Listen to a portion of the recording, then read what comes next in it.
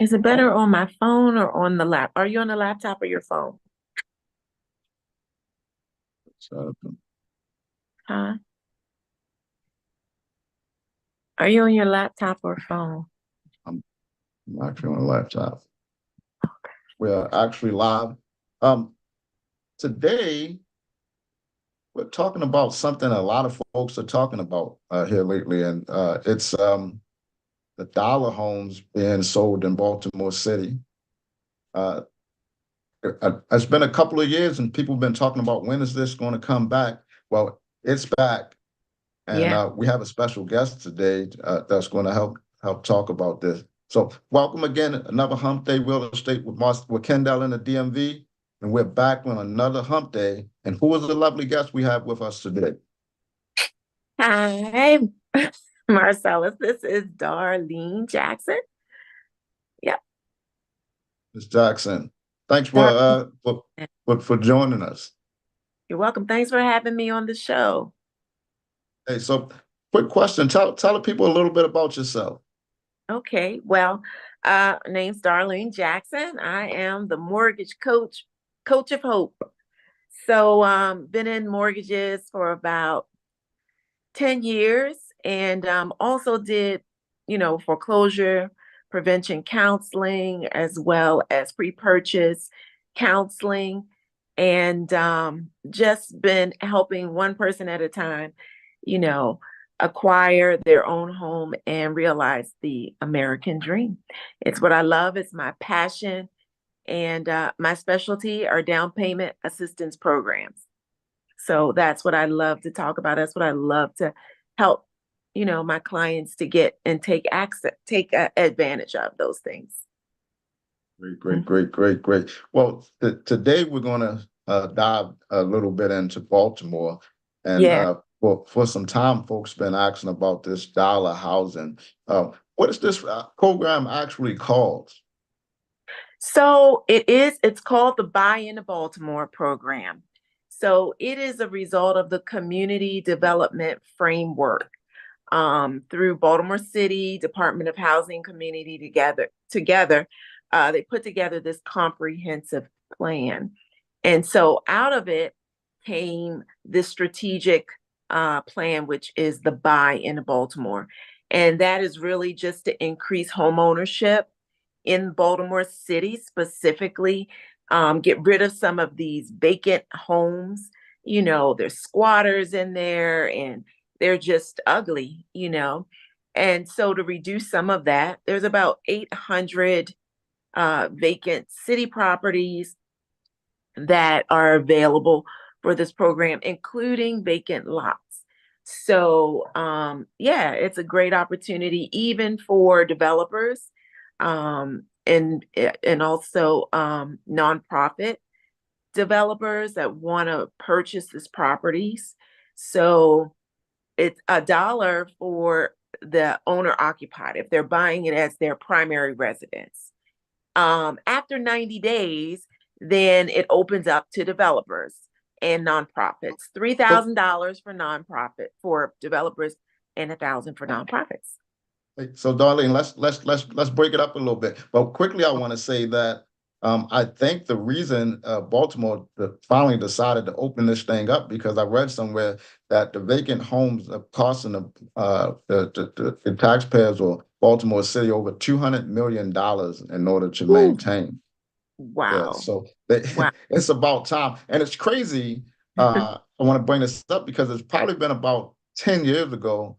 Um, I think it's Alan Chanker for the Maria Real Estate Club that went Yeah. down to meet with Mayor Sheila Dixon to tell them that, hey, this is what we do. Give us an opportunity to get in here, buy these properties, and bring them back to life. And the city wasn't willing to work with those folks, and it's Wow. crazy Yeah. that came about. And there's tons of investors throughout Baltimore Yeah. and the surrounding states that come in here and want to help rebuild these areas of Baltimore. So let's talk about the first thing of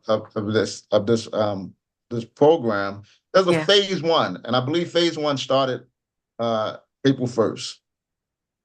That's exactly right. So phase one started April 1st. And that's open up to those who want to buy these properties to live in. So not open up to investors just yet, but just for the first 90 days, it's going to open up to those who want to buy these Baltimore City properties, rehab them, and live in them. Yeah, yeah.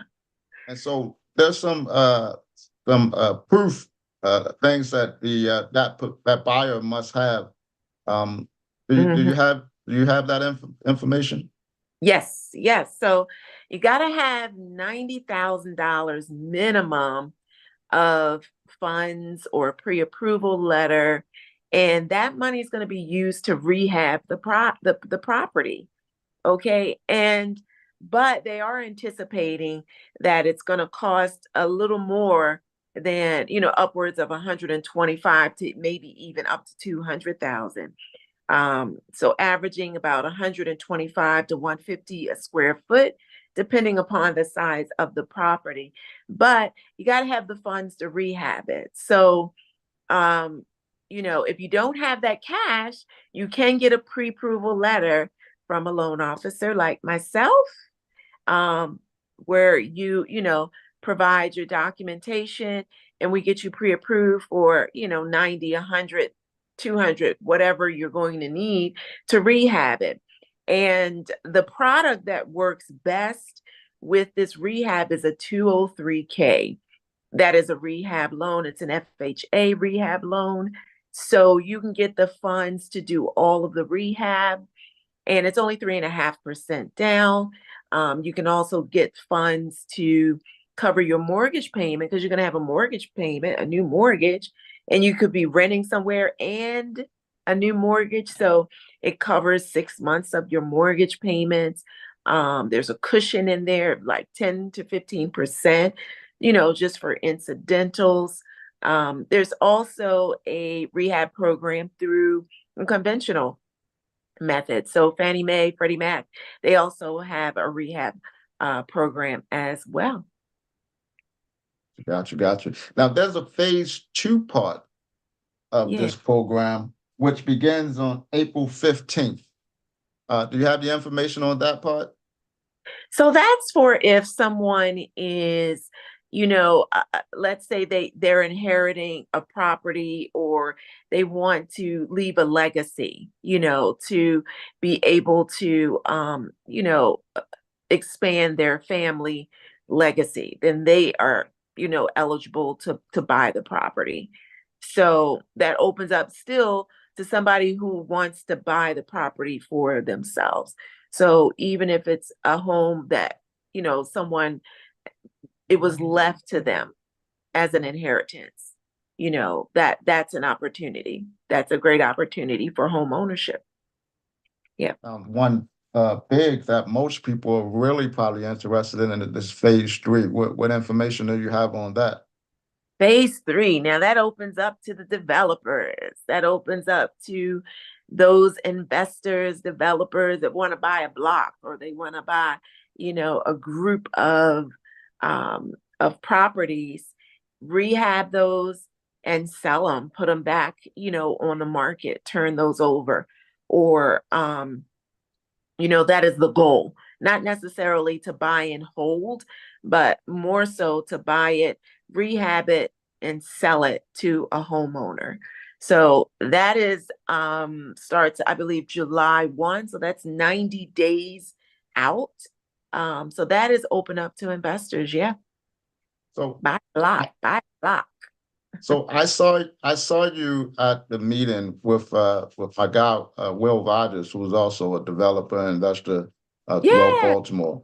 Yes. So when you were at that meeting, what were they really speaking about that, in regards to these developers? Now, because I had someone call me and say, "Hey, I want to buy 10 of these," and can you really do that per the information that you guys received? Is that really going to be an opportunity? And Mhm. what do you know that process might look like for those folks? Yeah, I think even some developers have already put applications in, for some of the properties that they're interested in. But at that meeting, it was Department of Housing Community Development, and the commissioner was there. Alice was there, and she's been, remarkable. And she's, an advocate for this whole program, along with our wonderful mayor. And they've, come together to be able to offer this program to the community. And I think it's going to be a great, actually, when I went into the database today, there were initially, before April 1st, about 800 houses. When I went in there today, there's about 450 houses left. So it is working. It So is working. that means that right now they have home buyers that are Yeah. actually put in, Yeah. because that's this period for right now. Wow. Yeah. Yeah. So that is a good thing. So there's still a lot left. Now, also keep in mind, there is a database of over 10,000 vacant properties through Vacants to Value. So that is another program that is available through Baltimore City. And these houses are vacant. They've been vacant for over a year, and they may be 3,000, 5,000, 10,000. It varies. So there are other opportunities to definitely buy a house that is, Baltimore City house, or that may not even be owned by Baltimore City, may be owned by someone else, an investor or someone that abandoned the property. So those are available as well. So keep that in mind. And when you go to the website, you'll actually see some houses that they do have available right now, so that are open and available for rehab. So that's the area that, everybody's interested in. And it was also the developers, small developers collective put on that event. So they were speaking to developers, local developers, like you mentioned, Will and Sherry and others that were there. And yeah, they definitely want developers to go in there and turn these properties around. So they're definitely open to doing, multiple properties. There's also funding available for developers to do this.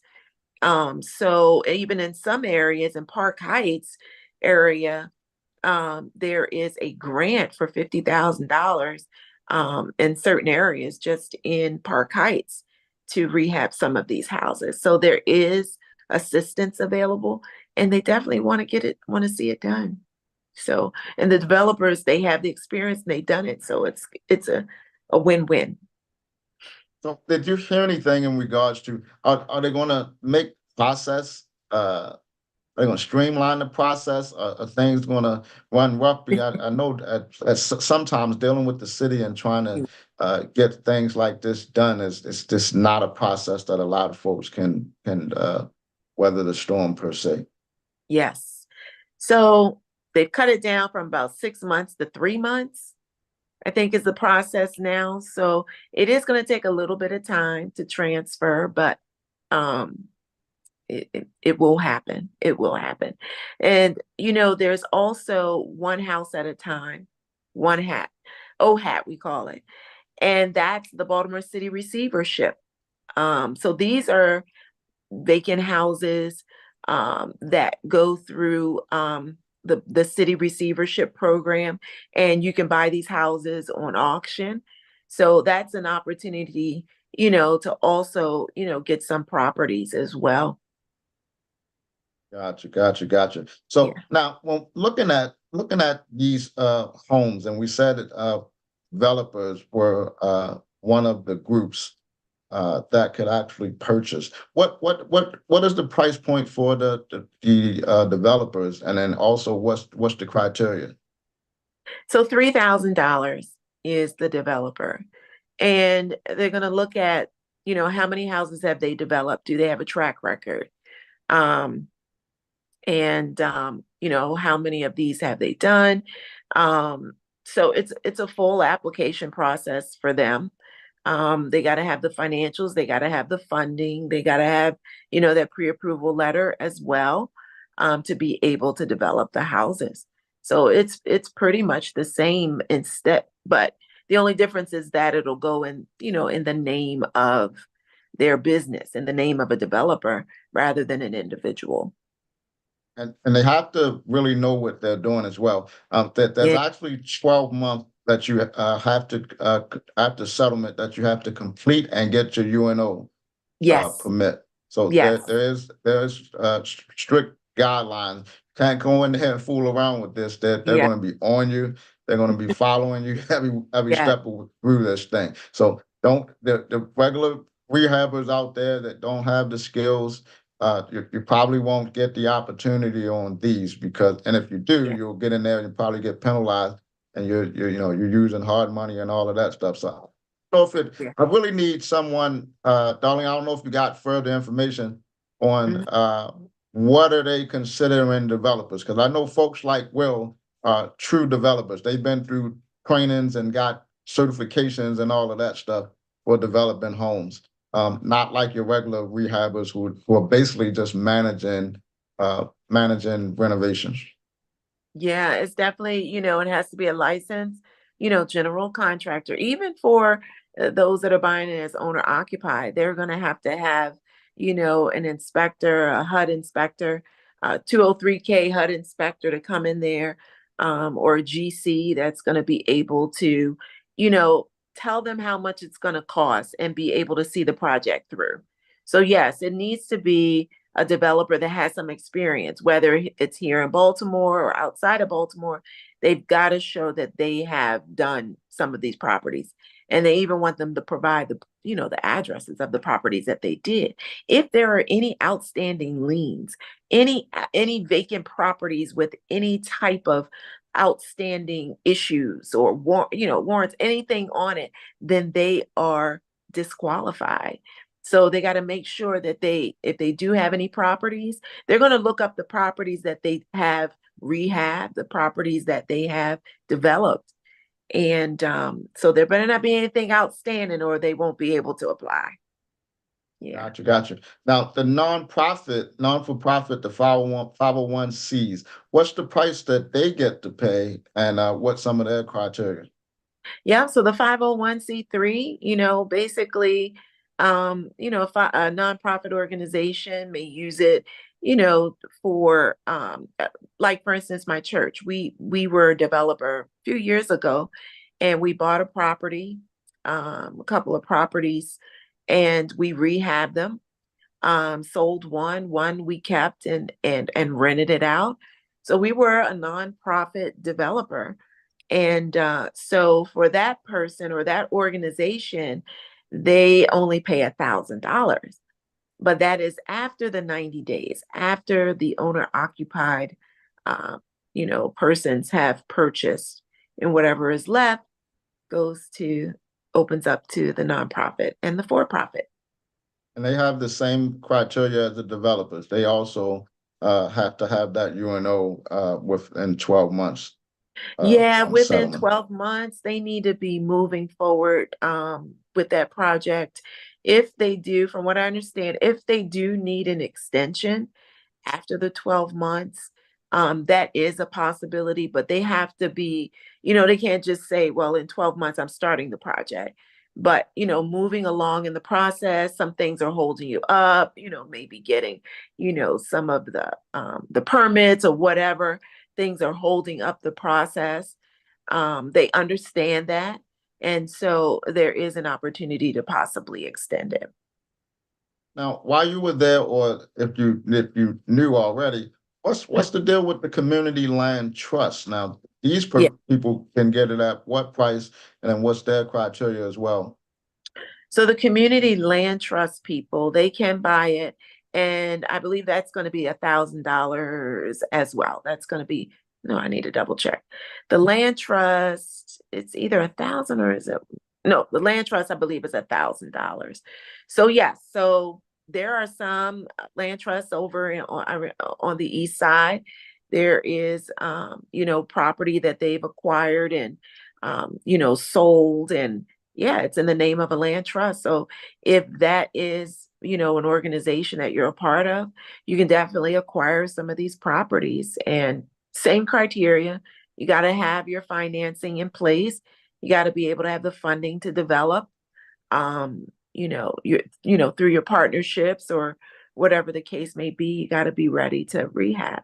And you got to show that you've done it. Got to show some experience.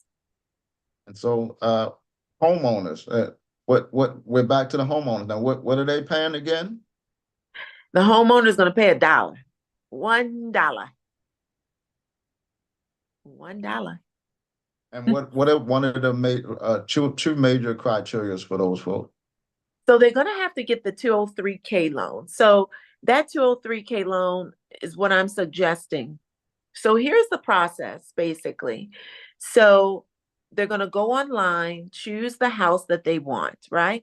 Through the database, and they can choose up to 3 houses. All right. So then they're going to go in there, they're going to submit an inquiry, and it goes to the neighborhood development manager over that particular property, their interest. So you want to go visit the property. You want to go, see inside. You want to be able to see the work that's going on inside. You want to be able to take a contractor with you, or either that HUD inspector, that 203 HUD inspector, take them with you. All right. And then get an idea of how much it's actually going to cost with a detailed description. And then you're going to submit your application. Now, when you talk with the neighborhood development manager, they're actually going to help you through the process, help you with the application. You'll be able to get the keys, go see the house, go see inside, see what needs to be done. But will need $90,000 minimum. And I can tell you it's going to be more than that. It's definitely going to be more. I had a borrower, Marcel, that closed a couple weeks ago. And I was able to get her down payment assistance through the city, through DHCD, $20,000. She was a Baltimore City employee, and then she bought in a certain topography. So these houses are in a certain area. So they want you to definitely buy in these particular areas that are really in need. And then she also got vacants to value. So it was a vacant house. And the nonprofit developer that developed this house spent about $280,000 on this house to develop it. It had a lot of bells and whistles. It was over the top, but that's what they spent. But as a nonprofit developer, they do get some funding to offset some of that. But, just realize that it's going to cost you more than $90,000 to rehab these properties. So when you get your pre-approval from your lender, you're going to need your pay stubs, W-2s, bank statements. If you're self-employed, you need tax returns. And then I can look at your overall financial picture, see how much you qualify for. Because if you qualify for $200,000, that's what you want to submit. You don't want to submit $90,000 because realistically, they don't even, that's just to get in the game. But realistically, DHCD knows it's going to take more than that to rehab these properties. So you got to have your pre-approval before you even submit your application. And if you are looking for down payment assistance, because when you get the loan, you're going to need 3.5% down or 3% down for FHA or conventional financing. If you need assistance or if you need closing cost assistance, you're going to want to get your down payment assistance funds from the city, or other, closing cost down payment assistance programs. So, and in order to do that, you do have to go through a class. So you want to sign up with, a housing counseling agency. Bel Edison is wonderful. Chai is great. And so some of these can get you in and out very quickly. But if you do need that assistance, then you want to apply for that. And you want to have your pre-approval letter ready to go up to 200,000, whatever you're going to need. Submit your application and see what happens. And it's a first come, first serve basis. Gotcha. And so you had mentioned some things that the applicants are going to get vetted on. And so you mentioned the rehab budget, and you mentioned the vacant building inventory check. I think you kind of mentioned if they already own the property. Well, there's a couple other things that I think I heard that they also look at criminal history. Oh, yes, So yeah, yes, yes, yes, yeah, yes. They're gonna look at.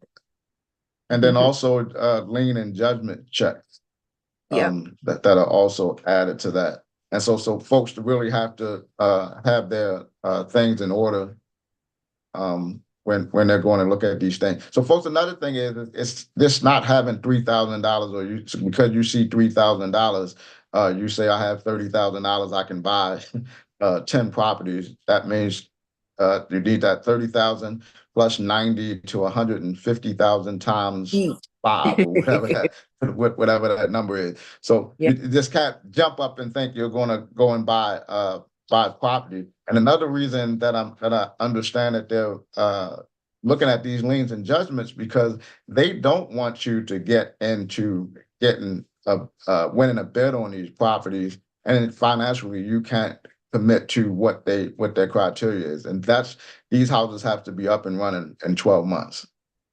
Right, absolutely. Darlene? Like That's right. They they're gotta not be on looking the for market. anybody that's coming in here and want to play around and start a renovation, don't have any money, and then then this thing sits for another 3 or 4 years. They looking for people that try to build these communities. And so, folks, if this is not what you have a plan to do, you look at your budget, you go talk to your lender, and you can't do it. This is not going to be the road for you to invest in Baltimore. Now, like Darlene was speaking of, there are other properties. Yeah, yeah, There are most definitely other properties. So don't let this one possibly. I know you guys are probably looking and say, "Well, yeah, that's all I have is that 30,000." Well, it might rule you out on that on that one, yeah, unfortunately. yeah, Um, and there's some other things that account as well, right? Because aren't they looking? Every property is not actually going to be $3,000. Some of them are going to be looked at as the local at the assessed value. And so if they don't meet a certain criteria, they won't be $3,000. Uh, I believe. So gotta go on the website and really read through and get some thorough information yeah, when you're yeah. going If to look at they, those properties. yeah, if they once they rehab and the value comes in under 100,000, then yeah, that 3,000 is gonna be they're gonna make them pay for that. So the value has to be, once it's rehab, you can't go in there and do a shabby job, having your Uncle Joe go in there and rehab it for $10,000.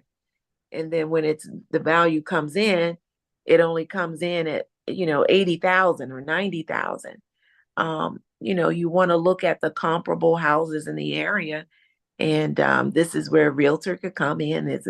You know, this is what Marcellus does. So, but you got to look at the comparable houses in the area, and you want to make sure that you're keeping the value, and that you're increasing the value in that area. Actually, is what you want to do.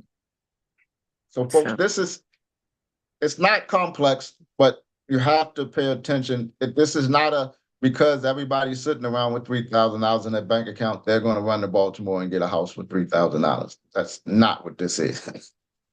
and they want people that are local. I mean, literally, those people who are buying, especially for owner occupancy, they want you to be from Baltimore. They're going to get priority. So if I submit an application, I live in Pennsylvania.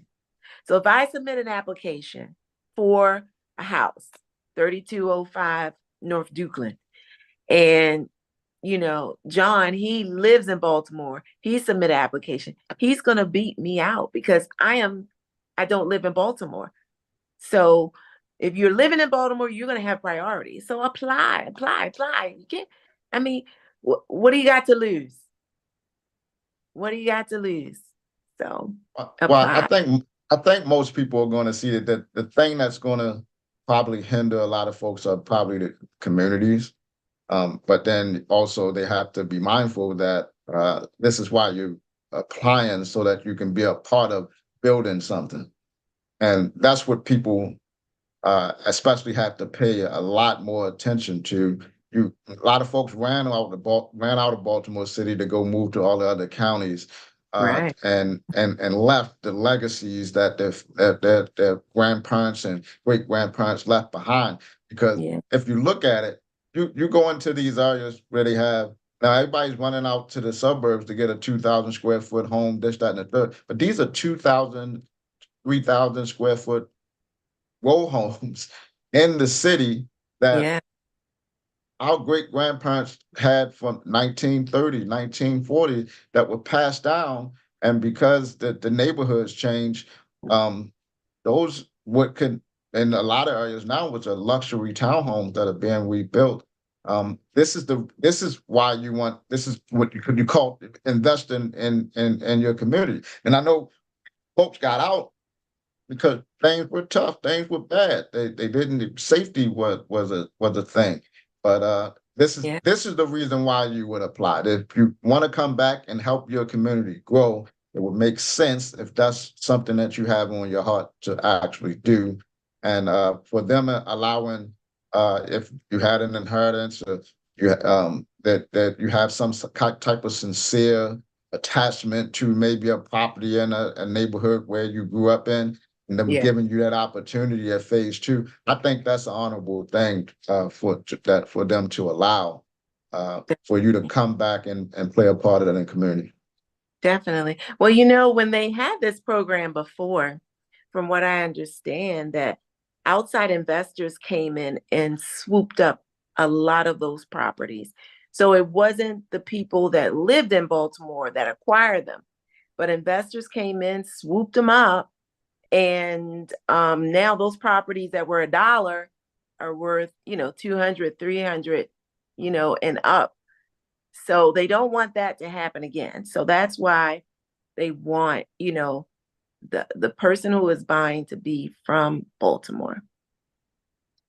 It's going to be tough, but Yeah. just like Darlene actually said, not only would this type of project, but the 203K loan is there for you to beat out having to go through with what a lot of Baltimorean homeowners have actually gone through purchasing a renovated property and paying top dollars for them. You can take that loan and you can go and find a house in the same neighborhood that you would have bought the home for that was renovated, and do that exact renovation yourself and build equity in a property yourself Yeah. instead of having to come in and buy and allow these investors to come in and flip and make $50,000, $100,000 on you. You Yeah. could do it yourself, Yeah. right? Right, Absolutely. Darlene? Like they literally can do it themselves at the less. Just think about it. If the same house on the block, so I'm gonna give you homeowners. I'm gonna give you a gift right now. Majority of Baltimore City, the rehabbers are paying $90,000 on average for a Baltimore City row home. Yeah. They're spending 100,000 to 150,000 on average, and then they're coming back, and then you're being sold the home for $240,000. Yes. Yes. You could do the exact same thing. You could buy the house for $90,000, and you can get the loan with Yeah. Darlene to go in and put 120,000 in it and make it the exact paint, flooring, Yes. and be in charge of having the house exactly the way you want. I've had multiple folks who bought homes, renovated, and went in and changed half the stuff that was in there. Absolutely. Absolutely. I mean, what you're saying is so true. You know, a great way to get into, investing in real estate is buying your first home. And with a 203K, you can buy up to a 4-unit dwelling. So you can buy a 4-unit dwelling. Um, the market value of those vacant apartments goes towards your income. So on your own, you may qualify for 125, but a multi-unit of 4 units, because of that income, you may qualify for 300. You just never know. But it's a great way to get into real estate, buy it, rehab it, and you have to stay in it for a little bit though. You got to stay in it for a little bit, but you can sell it, flip it, and sell it, and then move on to the next one. Now the next one has to be an investment type loan, but your first one is a great way to get into investing in real estate. Definitely, definitely. And you can actually do a mixed use, right? When you're doing that renovation, you can probably go in and use that money to also split the property up Yep. with Yeah. the proper permits. Yeah. Yep. All right. Yeah. So, you got anything else you want to share with us? We're almost coming to an end. Yeah, I just, I just want to leave my information, or you can contact me if you need to get pre-approved for a mortgage, for the dollar program or for any program, reach out. Um, you know, Marcellus and I are here. Marcellus will find you the house. I will show you the money, and you move, and we go from there. We go from there. Real quick, share a few of the city programs that you guys actually offer. So the city programs, definitely, if you're a city employee, definitely $5,000 free to you. $5,000 free. And then there's an additional 5,000 that you can get if you're buying in a certain area. And then there's $10,000 for first time home buyers. They have depleted those funds at the moment, but we're expecting that they'll be, replenished very, very soon.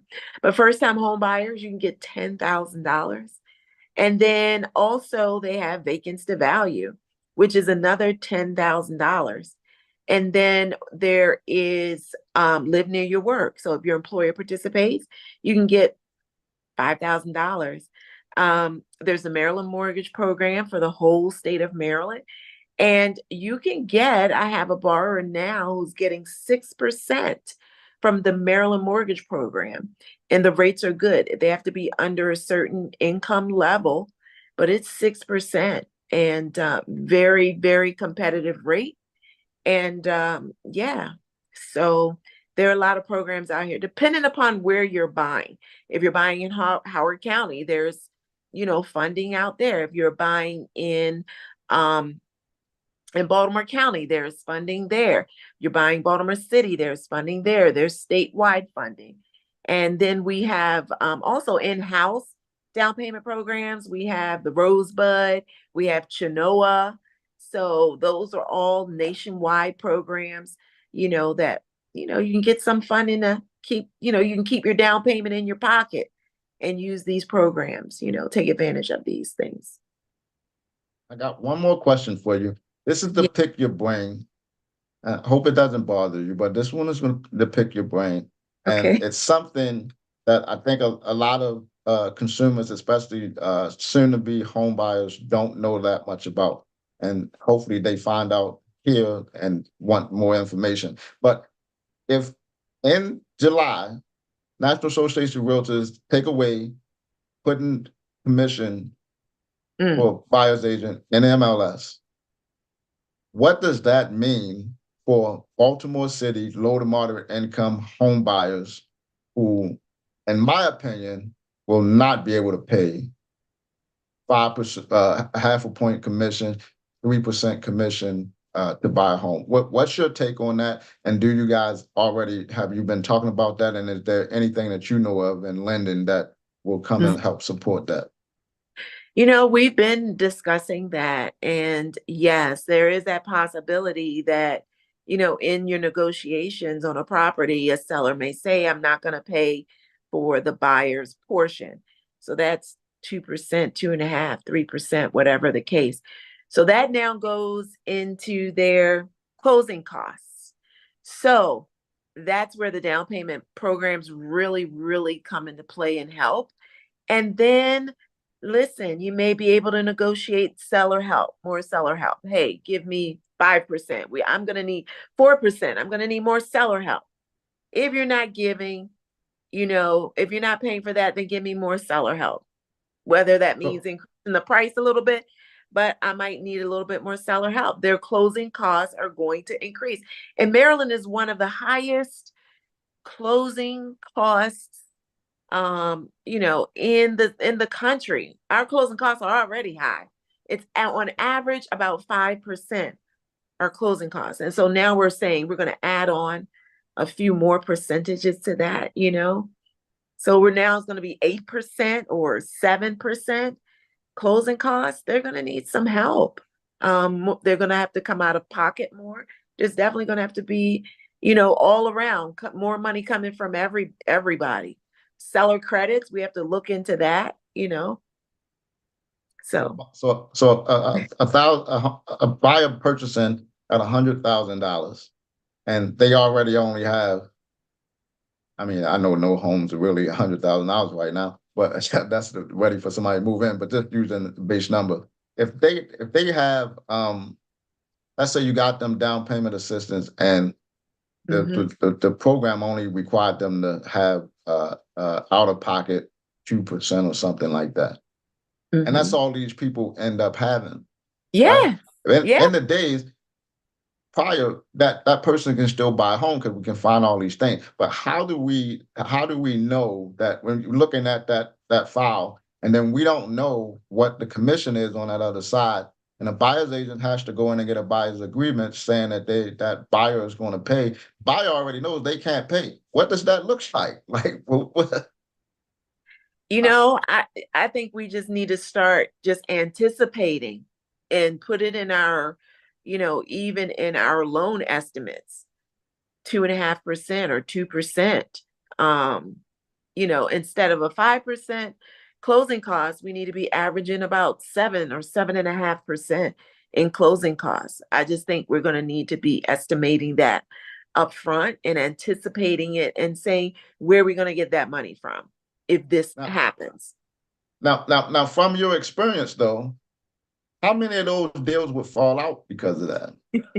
Plenty, because people, you know, a lot of my clients, I would say, like 80% of my clients are coming to the table with little to no money. They may have, enough for one payment, $2,500 or $5,000. So everybody's going to have to scramble, and everybody's going to have to chip in. They're going to, they may have to find other ways of getting some funding from homeowner, from friends, getting some gifts.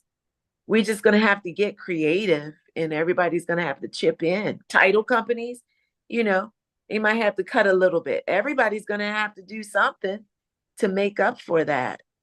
But yeah, that's going to change things. What's your take on it? Rehabbers, first off, there were days when you knew in Baltimore City you had to do 6% seller concession. Well, you might have to put that back in your formula. The COVID teased you guys, and you were able to. I think a lot of you were able to get away from having to pay that seller concession. You need to put that back in your formula. That may now mean some of your deals won't work. That's first thing. Second thing is, it's been boggling my mind, period, of what's going on, because it's and no, I don't think nobody really talks about this in low to moderate income areas. Like the first thing is the buyer's agent has to go and get their money on the first face-to-face meeting. Well, even if you get an agreement signed or whatever that percentage is, Yeah. it's not until they get to you, Darlene, that we know if that even will account. Right. If they even got it. Yeah. We don't talk finance. Right. So we don't know. Right. If that borrower can even, they say, yeah, I'll do it. And probably even based off of, the agent saying, well, we know you can get $30,000 from these grants that are all what are they tagged on? What's the word? I'm piled on or whatever. But that buyer That may need that that buyer may need that money to buy down the home in order to afford the home in the first place. yes, yes, yes. But I mean, so my question is, Marcellus, if they, okay, let's say when a seller is, they're paying for that 6% or that 5%. Isn't that factored in the sales price? Isn't it increased to cover that? So That's what, not so all. would they still continue to do that, or is they not doing that? Well, keep in mind that's not always that's not a common thing. That was the thing that's brought up case by case, and then we Oh, also have to remember it has to appraise. yeah, So you can increase that price to offset that all day, but if it doesn't appraise, we back into a shuffle. What do we do at that point? There's a lot of things going to be lost there. yes, But definitely.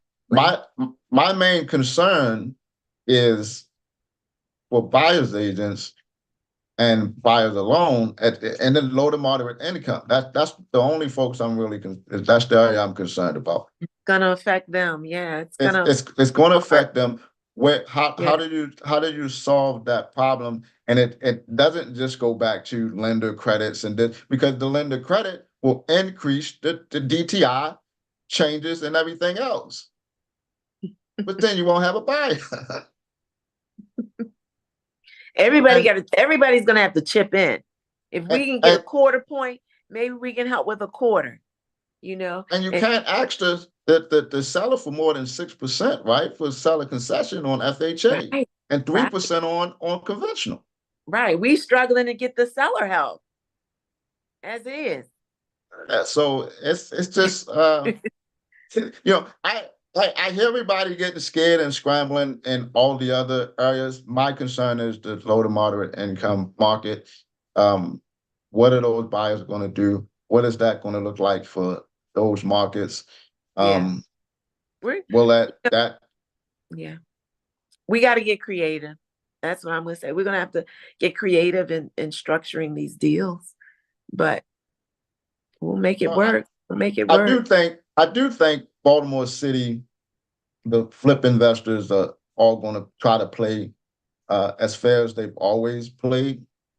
Yeah, They've always taken a hit, but the problem with that is they always quite a few of them have always lost their shirt because they don't yeah, have all of that factored in, yeah. and they're working with the wrong agents, the wrong gurus that are not telling them what to look for, especially out of towners coming into Baltimore. There's a lot you have to factor in. Is this not 65 and 75% of the ARV minus the renovation costs? You have to go in, you have additional costs when you're factoring all those numbers in to get to how you're going to buy that property.